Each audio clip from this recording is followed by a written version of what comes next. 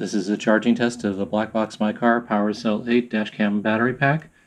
I have fully depleted the charge using a dash camera configuration and a USB power draining device.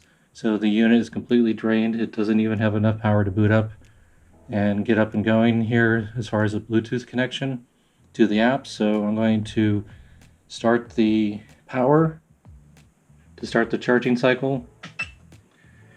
This is the 16 wire gauge charging cable in a uncoiled configuration to see if the temperatures are reduced from the original coil configuration, the bundled configuration with the tie wraps around it.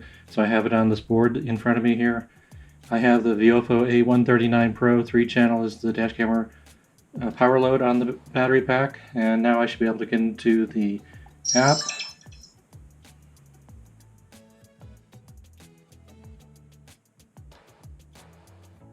So we're starting at 9:27 in the morning, and I will refine the temperature points in the thermal image as we go along here. But I wanted to see how long it takes, how many amps it draws, and if the cable is at a reduced temperature compared to the very high temperatures recorded in the previous test in the same configuration. The only thing that has changed here is the uncoiling of the charging cable on the board in front of you in the video.